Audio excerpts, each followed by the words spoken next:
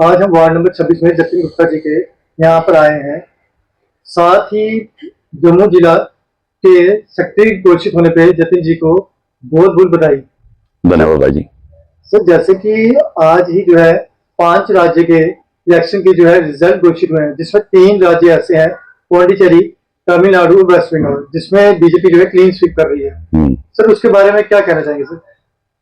देखिए, जैसे कि आपने मुझे सबसे पहले बधाई दी है जिला सचिव नियुक्त होने पर, उसके लिए आपका धन्यवाद।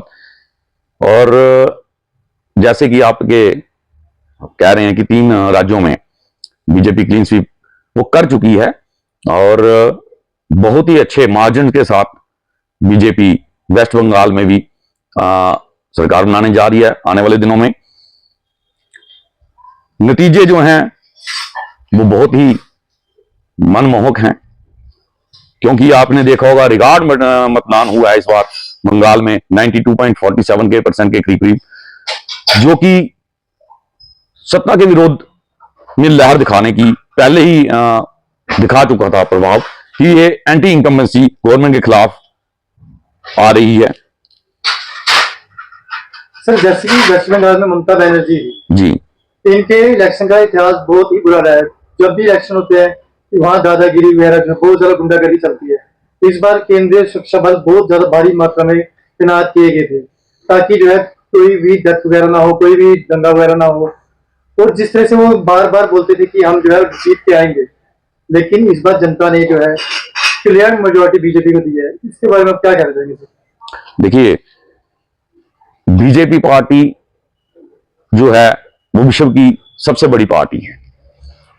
इसका हर एक कार्यकर्ता समर्थ और सशक्त है, जिनके प्रयासों से ये जो ममता दीदी कहती थी वेस्ट बंगाल में कि यहां पे किसी की सरकार नहीं बनेगी सिवाय हमारे, और जो गुंडागर्दी का जिक्र आपने किया, जो हिंसा की कार्रवाइयां होती थी इलेक्शंस के दौरान, इस बार आप सब गवाह हैं कि किसी भी प्रकार की कोई हिंसा वहां पे नहीं हुई है। केंद्रीय रिजर्व पुलिस बल जो वहां पे कर्मचारी नियुक्त किए गए थे, उन्होंने अपनी पूरी दृढ़ता के साथ कार्य किया है।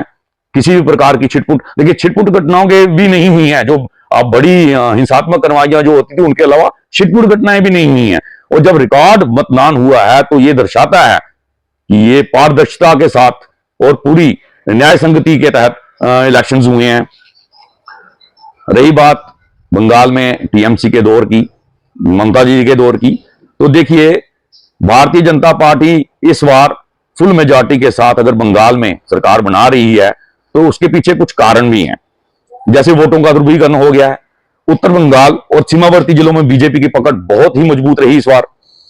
भ्रष्टाचार के मुद्दे जो टीएमसी पे बार बार लगते थे, ठीक है, वो और कानून व्यवस्था के मुद्दों पर, जहां सरकारी योजनाएं जो सेंटर की तरफ से जाती थी लेकिन वहां तक पहुंच ही नहीं पाती थी, पहुंचती भी तो इंप्लीमेंट ही नहीं होने देते थे, ठीक है। भाई भतीजावाद की जो उनकी नीति थी वहां पे वो फल फूल रही थी।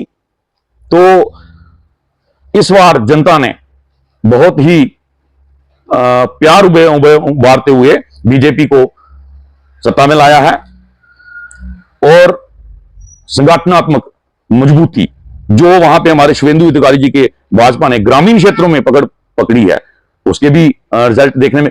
कहने का मतलब यह है कि सभी के प्रयासों से हमारे केंद्रीय नेतृत्व के जो वहां पे कोई मिनिस्टर थे या कई भी थे गए थे वहां पे प्रचार करने, तो सबके प्रयास बहुत ही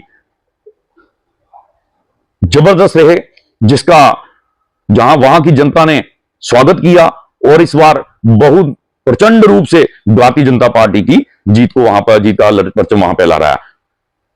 सर, जैसे वुमेन रिजर्वेशन बिल था जी, जिसे इन्हें पारित नहीं होने दिया विपक्ष ने जी, क्या उसका भी कोई रोल वहां रहा इसके? बिल्कुल रहा है। देखिए जो नारी शक्ति अधिनियम बिल मोदी सरकार जी द्वारा हमारे लाया गया था, उसको इन्होंने गिरा दिया, विपक्ष ने मिलकर, कांग्रेस वालों ने मिलकर, कांग्रेसियों ने मिलकर।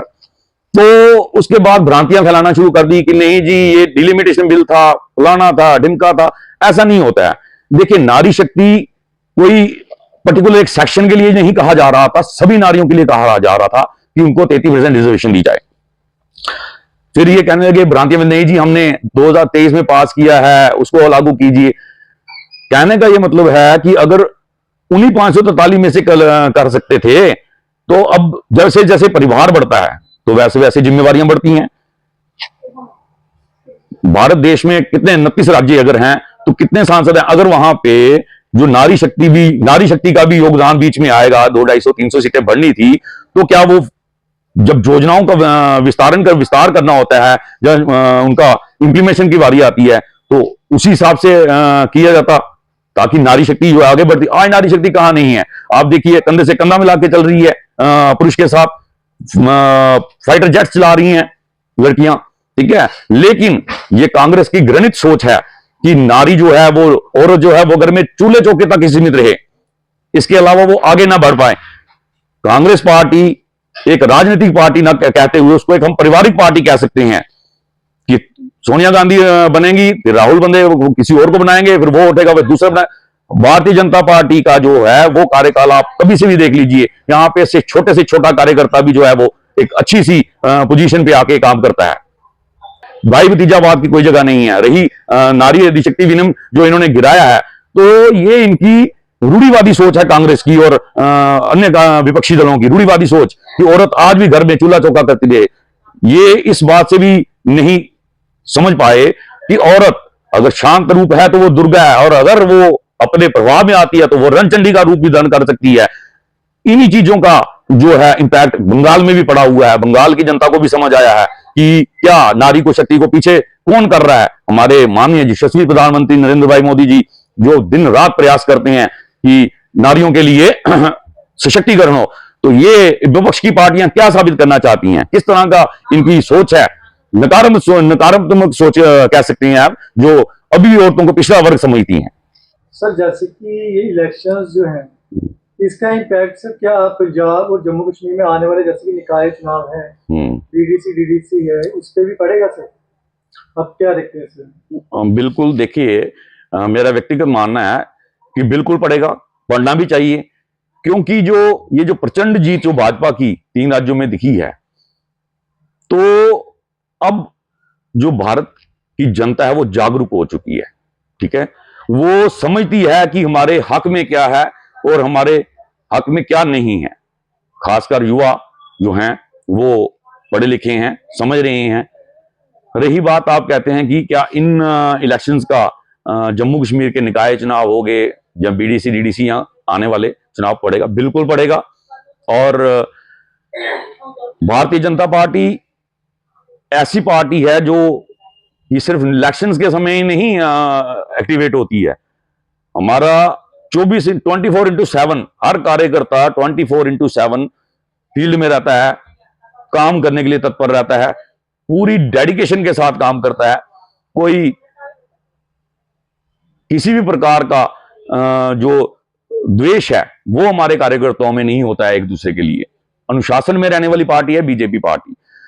देखिए, पार्टी को उत्थान जो ऊपर उठाते हैं वो कुछ नियम ही होते हैं, जैसे कि अनुशासन, वो हमारी पार्टी में साफ झलकता है। जिस नियम पालन जब करेंगे तभी तो जीत आप हासिल कर पाएंगे। रहा जम्मू कश्मीर के चुनाव का, मैं बिल्कुल आशा करूंगा और उम्मीद भी है हमें कि आने वाले समय में जितने भी जिस प्रकार के भी चुनाव होंगे, चाहे वो निकाय के हों, बीडीसी हों, डीडीसी हों, भाजपा पूर्ण बहुमत के साथ, पूरी अपनी शक्ति के साथ उनमें उतरेगी इलेक्शन में और जीत के आएगी, हम ये उम्मीद करते हैं। और तो भाजपा जो है जम्मू कश्मीर में किसी भी इलेक्शन में पूरी पक्की जीत के साथ आएगी, और ये मेरा दावा है कि वो जरूर आएगी। रहा आने वाले अब इन इलेक्शन का, आप कहते हैं पंजाब, देखिए पंजाब में भी बीजेपी सरकार आने वाली है।